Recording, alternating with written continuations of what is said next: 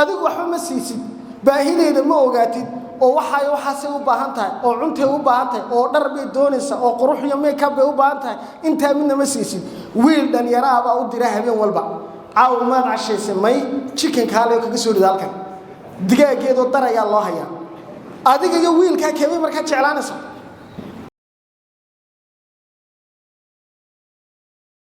cadar soo marsato ay suuqa la soo marto maqaaxiyaha la soo marto wadooyinka la soo marto jaamacadaha la tagto meelaha ay la soo marmarto cadarka markay intu marsanaysa waxay ka soo marsataa guriga dhexdiisa waxa sidoo kale mid badan aad aragtaa iyadoo aad arkayso dumar leeyahay way qaawan yihiin oo dharkii bay dhigteen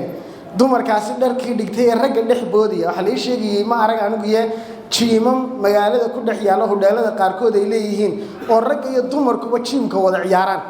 oo gabadhiina halkii ku dhididsan tahay ninkiina halkii ku dhididsan yahay inanta ma rag dhalin maana aaba aanu dhalin maana guri ka soo toosin waxaan doonayaa bal inaan fahamkiina ku soo dhaweeyo waxa jira waxyaabo loo yaqaano baahiye aasaasiya baa jira oo qof kasta oo bini aadam uu leeyahay baahiyaha aasaasiga iyo qof kasta uu baahiyaha hadii uu waayo waxa uu raadsanayaa meesha uu ka heli karayo tusaale ku siiyo waxa la yiraahdaa 5 baahiyood aasaasiya jira baahida koowaad aasaasiga waxa uu qofku wuxuu baahiyaa wuxuu cuno wuxuu cabo meel uu seexdo iyo hoy buu u baahan yahay waa baahida aasaasiga baahi labaad buu qofku u baahan yahay wuxuu u baahan yahay nabadgelyo inuu helo meel uu ku noolaado si nabadgelyo isagoo aan cidna ka baqaynin baahida saddexaad oo qofka bini'aadamka u baahan yahay waa love and belonging wuxuu u baahan yahay jacayl iyo meel uu ku tiirsan yahay inay jirto yani cid tirsan soo sheeganaysa qofkan waa inay jirtaa wuxuu sidoo kale u baahan yahay qodobka afraad kalsooni buu u baahan yahay in la siiyo kalsooni shakhsiyadeed in la siyaabo u baahan oo uu dareemo dadka uu ku dhex jiraay inay ku kalsoon yihiin oo ay dareemayaan qodobka shanaad oo ugu dambeeyana waa inuu ogaado xaqiiqada naftiisa waxa ay tahay shanta baahiyood qof kasta uu leeyahay rag iyo dumarba uu leeyahay hadii uu qofku waayo calaamado la yimaado hadii calaamadaha la fahmi waayana meesha uu ka helayo raadsadaa tusaale dhow waad fahmi kartaa ku siiyo ilmaha yar ee xaafada jooga marka hooyadii aabiye ay ku odhaayaan hoob aab waan ku jecelahay hooyo waan ku jecelahay waxaad ii tahay ilmaheygii baad ii tahay boqorkeygii baad ii tahay ay amaani waayaan ilmuhu wuxuu la yimaadaa dabeecadahaasi hooyooyinkii aabayaashu ku garaacaan dabeecadaha waxa kamida ilmihii yaraayo markay martiye ay timaadaba martida waxa weeye fawdeynaya weel baa loo dhiibayaa bakeeri baa loo dhiibay jidka dhexe suuqanka jida gaarsiin buu dhulka ku tuuraya sanqar buu sameynaya amar baa la siinaya ma qaadanaya warkaale seexo ma seexanayo warkaale ma cunaayo waxbarashadii iskuulka loo diraya uu jaraya aabaha iyo hooyadiis ma weydiinayaan dhaqamada noocan ilmuhu waxa uu ka keenay maxaynu markiiba la soo boodina dhangada hal garaaco ilmihii waa la tumaya ilmihii yara marka la tumay la garaaco waxa uu dareemayaa dhaqamadii dabciida uu leeyahay inaan wax faa'iido soo kordhin waxba aan soo kordhin meel kale uu ka wareegay wuxuu sameysanayaa cid kale oo la jaan qaadi karo waxaad arkaysaa aabo safka hore masaajidka ku jira oo shantiisa caruura meel aan kaga warhaynin markuu guriga tagana dhiikar ku kaco oo afarta caruura labada caruura uu haysta maalin walba garaaca maxaa uu tukan weeyday masaajidka meeydaaniman quraanki kameeydaa bixin kan kala meeydaa sameeyay hadhowta markay noogu yimaadaan goobaha caafimaadkana wuxuu yiraahdaa aabahaasi dhiikarkaan qaba caruurtayda ay guriday soo waxaas xaqiiqo jirta maaha ilmahaasi eed ma laha aabahana uu dadaaliyo cid hagtaba ma helinba gabadha markuu guursanayna waa la siiyay ama uu la sheekaysto deena khalaas halkaas ku socdo barbaarin iyo meel laga hadlayay ilmahaagu waxaan uu kaaga baahan yahay xaaskaagu waxaan ay ka doonaysaa waxa weeye labada isqabaay colna maaha nabadna maaha meel dhaxay ku jiraan maalintii dooraana way isku boodaan maalintii doonaana way kala dagaan adama aragtaa inantii yarade aad dhashay adigu marka aad si weydo daryeelkay u baahnayd jacaylkay u baahnayd xanaaneynta u baahnayd amaanida ay u baahnayd tusaale yar imika mararka qaarkood waxa dhacda inaad wax u baahato aad qof u tagto ku taado warniyo wala lacag baan doonayaa lacagtaasi deeno ku waa naagta maxoon ahayna waxba nagu ogeyd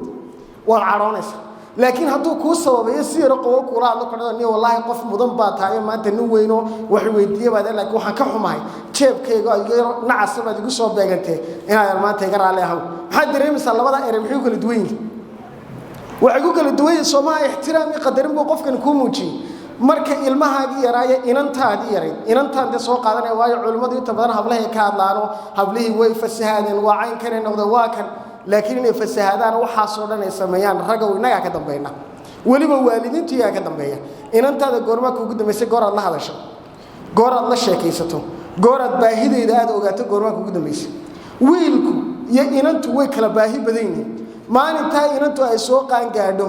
ama ay ku soo dhawaato daada 10 jirka ay ku soo dhawaato waxa gala ficiltan baa gala hablaha yareeyada la mid ah bay la ficiltantaa heblaayaba waxa saa loo yibi heblaaya dharkaas ay wadataa heblaaya shandadaas ay sidataa heblaaya iskuul hebel baa la geeyay aabaha iyo hooyadu markay dhageysan waayaan oo inantii yareeyada isku galaaska hayeen la saaxiibka ahayd ay ka eriyaan waalidiin badan baa dhaqamada leh caruurtooda haday arkaan caruur kale la socdo way ka reebaan cidna la saaxiibin gaar u soco boqof waalanba markuu gaar u soconayo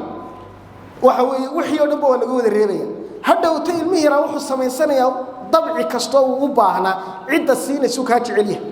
adigu waad ammaan weydo inantaadi waxaad u sheegi wadeenay inan qurux badan ay tahay boqoradaadi inay tahay fariid inay tahay labiskeeda qaabkeeda waxeeda inaad ka hesho oo dhan baad u sheegi weyday cidda intaa u sheegtay ka jeclaanaysa cidda intaaba u sheegta bay ka jeclaanaysa adigu waxba ma siisid baahideeda ma ogaatid oo waxaasay u baahan tahay oo cuntay u baahan tahay oo dhar bay doonaysa oo qurux iyo makeup bay u baahan tahay inta midna ma siisid wiil dhan yaraaba u dira habeen walba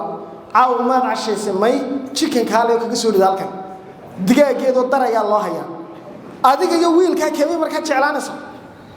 weligaaba adigu khudbada aabo ilaahay ka baq sidan kala samee kan kala caynkan sidan waxaas ku socon maayaan maxay wixii u baahnayd cid kale ka helaysaaba هذا ما ركتا مرك قار كود والدين توحى كورا ذا ورعروتينا أمانة وعروت هذا واحد كو أمانتها قروح دولية فعل كيسة سدوا واحد لاي أبورك إلهي سدوا أبوري إندهيسة هذا ما ركتا قاوبك يوحيابها وموجينه وحكو أمان نبي محمد صلى الله عليه وسلم إلهي وبرياي مركاسولها إلهي والطبع كي يدق كي قرحي سدات وحوي خلقي أبورك قاعد قرحي سي هذا ما ركتا نبي محمد وحي إلهي كبر يسود إلهي وقرحيه موقال كيس يشيل كيس وقرحيه إنه وحوي وقرحيه أخلاق ديس نبي محمد بن نفتيس شيئا مركز المها قاعد نشوفتنا وحكاية باي أنت هاي اللي نقدر شيء مركز شغل نر قروح بدل إحنا ركتت هذا الله أبو قروح مني ذا بل ما أنت دلالك إفتينك كابحية وحا هدي عرض كورة ولا لو عد كلا أو كنت لي بيرمو كراعية سيدا وجد أبياش لو عروت هذي بدي كرنا قردي إذا كنا ديكريس كردين عروتنا وتاجي ميس المها أنت ويري أي هدي أنا كو أقاصرن أديك إن أتاي عدو كده ينايو أبا المها جوكما أقاصرنا سيدا وحوي دنجد يعني أنا جو كين سين والمها قاعد يأكل من النقط إن أنت هذه وأنا دور بكهينين سيدا بدو دون سين إن أنا أسطورنا نقطه أدو قال كنا شوكتا يدا ور كما يصير تيك توك يطلع يدو قاون marka meelaha marasay in la yaa soo doona xoolaha boqol geer aan u baahnay geel baan u hablaha ka qaadnay oo maxaad ka qaadaa wixii haysay TikTok u yaalay nuxurkii la kala iibsanay la kala qaadanayayba halkan u yaalaaba sawir bay soo galaysaa waxay helaysaa 2000 oo qof oo ku dhacdo waad qurux badan tahay waad shidan tahay waad dhiiqaysaa sidana tahay waxana tahay adiguna marka aad aragto inantaada warbo ma haysid aabaha Soomaaliyeed albaabku guriga ka soo galaa markuu sidaa u soo galay caruurtu way kala yaacda aaba soo galay albaabada la kala galay qolaalka hoosta laga soo kala xidhaa خلاص يسوي السلام عليكم ودي اسكو soo socda qolkiisu deena toos u gala ilmaha ugu yar baa loogu dhiibaa cuntada ama cuntada loo sii diyaariyay arka uu seexda war cidna kama hayo hadawtana wuxuu doonayaa inuu yiraahdo oo xadiiskii nabiga sallallahu alayhi wasallam uu soo qaato uu yiraahdo waxa weeye saddex marka ay dhintaan amalkoodu uu sii socda waxa kamid aha awwaladin saalixin yad'u lahu ilmo wanaagsan oo u soo duceynaya waalidkii goormuu ilmaha uu ku soo duceynaya marka tamar iyo energy dheeraad aad geliso ee aad waqtigaaga siisaabo ku soo duceynaya mise waxa doonaysaa in automatic iska noqdo ilmaha computer mobilka marka sida loo shidaabo iska baxa ilmahaagu inuu sida noqdaay ma noqonayso nabi maxamed sallallahu alayhi wasallam wuxuu leeyahay kullu mawludin yuladu ala alfitra ilma kasto oo dhashay wuxuu ku dhashaa fidrada iyo diinta iyo i'tiqaadka saxda ah ku dhashaa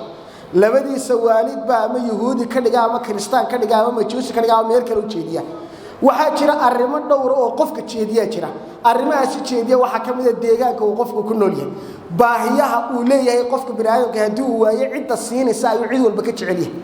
adigu haddaad ilmahaaga baahidiisa buuxin weyday uma talinaysid ma maamushid cidda u talisaayo waa cidda baahiyihiisa siisa ammaanta u sheegtay inuu halye yahay ilmahaaga inaad maalin walba adigu disho tiim ciyaartooyaba xaafadda ku leeyahayo maalin walba ammaano u yaqaana halye u yaqaana oo markuu halka ka soo baxo sacabka loo garaacay halyeegi baa soo galay khatartii baa soo gashay waa loo kaca markuu guriga yimaadana dhingadiyo dagaal baa ka horeeya marka hablaheennii bal dhinac kale aan uga wareegin wacdigii socon waaye waan mii socda wacdigii socon waaye annagu meelaha aan dumarka ugu faraha badan la ku aragna waxa ka mid ah jaamacadaha dumarka yimaadaay waa dumar caruusada ah oo aad moodina aroos ku socdaan guriga ay ka yimaadaanna walaaladeed baa joogo waxa laga yaabaa walaalkeed laftiisu inuu isleeyahay iska daa waqtigeeda iska qaatay oo dhalinyaro hadda ma aragtaa marka iyaga oo aad caruusada mooday wadooyinka marayaan habeen oo dhan wareegayaan meelaha ku jiraan 12 habeenimo guriga ku soo noqotaa aabbihi iyo hurda walaaladeedoo jooga marka intii inta dhangad lagu boobi lahaa ama la caayi lahaa maxaa muhiima halka ay sartu ka qudhuntay in la raadiyo war hableena ka wardoona ragow waxay u baahnayeen ha loo dhameystiro هذا ما ركت أنت أود هذا أو دمستر هذا الكون أكسني أنا الله صاحبته أنت هذا يويل كاج الله صاحبته وهذا قاعد حال كود وواحد كل هذا حكوا قاعد تنكر تويان أنت أسمع من دوني وعد جنا ده أنت والشيخ والشيخين أقول أنت بارك الله فيكم أنتم ما السلام عليكم ورحمة الله وبركاته.